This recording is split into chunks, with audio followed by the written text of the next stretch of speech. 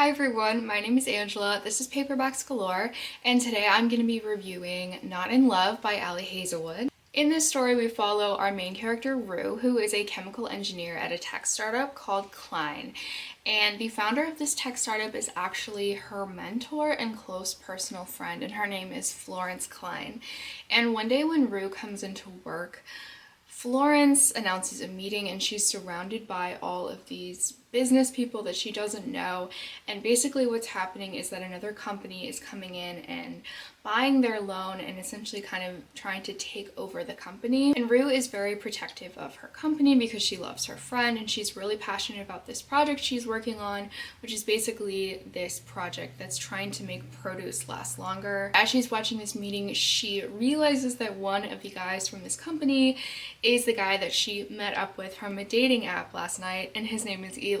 This is Ali Hazelwood's first romance novel with two POVs, I believe, and so we do also get Eli's point of view. Eli is also very passionate about his company because he started this company with some of his close friends, so obviously Rue and Eli want very, very different things, and they're very much not on the same side and not friendly with each other at work.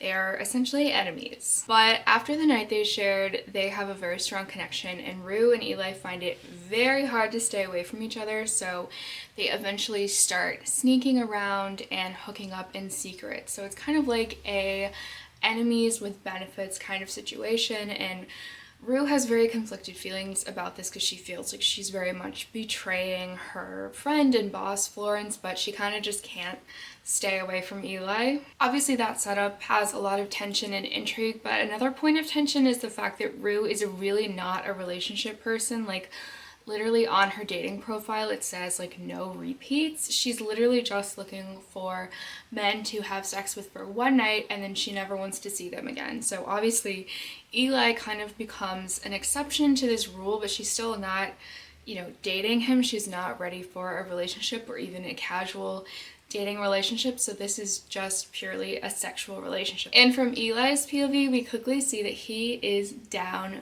bad. He is obsessed with this woman. He is really, really into her, and that's basically all you need to know about the setup of this book. I ended up giving this book 3.75 stars. I enjoyed it. It wasn't quite a 4 or 5 star romance for me, but it was really close. I'm gonna structure this review in a compliments and complaints style, and then at the end of the video I will say who I do and don't recommend this book to.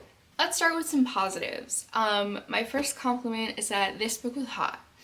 The tension in this book really made everything feel really high stakes, and it was also really fun and interesting and just gave the relationship so much like drama and intrigue rather than just two people who like each other who want to sleep with each other. Rue is very hesitant to be vulnerable with Eli, and she really doesn't want a relationship, like I said, and so it's really interesting to see both of their perspectives and just how much Eli really wants her to open up and fall for him, and it's very good. This man would do literally anything for her, so yeah. I don't know that this next one is 100% a compliment. I kind of have mixed feelings about it, but there are a lot of steamy scenes in this book. Very hard to avoid, which I'll talk about that more later. I did think that they were well done. I thought that they, the scenes were very true to the characters and they were well written. They didn't make me feel like gross and cringe and like, they weren't bad, in my opinion. I do think that this is kind of marketed as a rom-com. I will say that like there's way more steamy scenes in this book than in your typical like Emily Henry or Abby Jimenez book. So I think maybe there were like 1 or 2 more steamy scenes that I really wanted. So kind of half a complaint and half a compliment. Another thing I really liked about this book was Rue. I thought she was a really unique female main character. She's not this kind of cool, bubbly, sweet female main character that we usually see in romance books. She is quite socially awkward. She is closed off. A lot of people call her cold and a bitch, and she's really not. That's just how people perceive her. So I think she's quite complicated, and I also think that a lot of the things that Eli loves about her are things that she has been told all her life are her flaws, and things that society would say are flaws in her. And so I thought that that part particularly was really sweet and really lovely to see her loved for who she really is. Another compliment, there wasn't really a third act breakup. I can definitely see someone else saying that there was a third act breakup. I don't want to spoil anything. In my opinion, it was not a third act breakup. There is some conflict at the end, but it's not like, oh no, the characters have broken up, will they get back together? Like, that's not what it was in my opinion. And just in general, I was entertained. I wanted to keep reading. I wanted to know what was going to happen with the characters, with the company. Okay, now for some complaints. So you kind of heard me stumble over trying to explain like the company taking over the loan thing. The finance stuff in this book, it was exasperating. I'm not particularly sciencey, like science isn't really an interest or passion of mine, but when Ali Hazelwood writes science, I'm interested. I'm engaged, I want to know, I want to learn, I'm into it. The finance stuff though, unbearable. I mean, obviously didn't ruin the book for me because it's still 3.75 stars, but whenever the finance stuff was on page, I was just like, anyway, no offense to anyone who works in finance, but like, I'm sure it's a great job and career and everything, but like, having it discussed on page and having to like read it, it was like, oh my fucking god. Another complaint of mine is I feel like sometimes Eli's inner monologue was a little bit too sexual for my taste. Like I found myself being like, oh, I wish he were a bit sweeter. I wish there was a little bit less of this, like just in moments where they weren't doing anything sexual. Like it was sometimes a bit inundated with his horny thoughts, and I was a bit like, okay, let's bring it back. This is a man written by a woman. I would like him to be a little sweeter. Obviously that's a very personal preference. I wouldn't say that Eli is like one of my new favorite male main characters, so obviously he wasn't a perfect male lead for me. And then my last complaint is kind of hard to talk about because I don't 100% know what I mean, but essentially a lot of the descriptions of Rue are very clearly, in my opinion, descriptions that are used for autistic people, and it really, really felt like Ali Hazelwood very intentionally wrote an autistic character and just didn't say that she was autistic.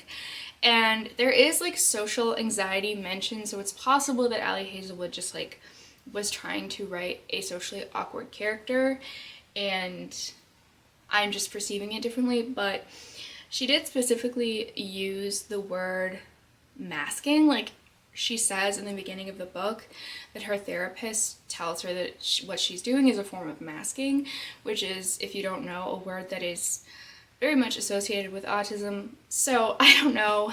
Obviously it's not my place to come in and like diagnose fictional characters with different things, but I feel like when you're noticing description after character trait after situation where the character really feels like they're meant to be autistic, I just feel like it's a missed opportunity for some positive representation of an autistic main character in a romance novel. Like, I think it would have been so good if we had conversations about what it's like to be a scientist when you are autistic, what it's like to date when you're autistic, what it's like to date someone who is allistic and neurotypical when you're autistic. Like, it could have just been so much deeper than what it was, and I feel like we were kind of like avoiding saying it.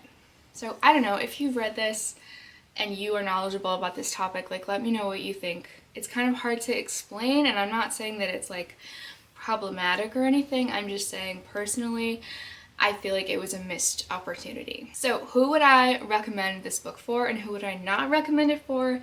I would say if you do not enjoy reading steamy scenes in romance books, if you usually skim them or skip them, I don't know that this one will work for you because of the nature of their relationship throughout most of this book. Like, they are interacting to have sex, and so if you skip every single one of those scenes or you skim them, I feel like you are not really going to get to know the characters. You're going to miss a lot of dialogue and a lot of their inner thoughts, and I just think it'd be really hard for you to enjoy this one. I think her other books are a lot less steamy, so maybe skip this one. If you really hate finance bro kind of talk, I would maybe not spend money on this. Like, see if you can handle it, because it was a lot.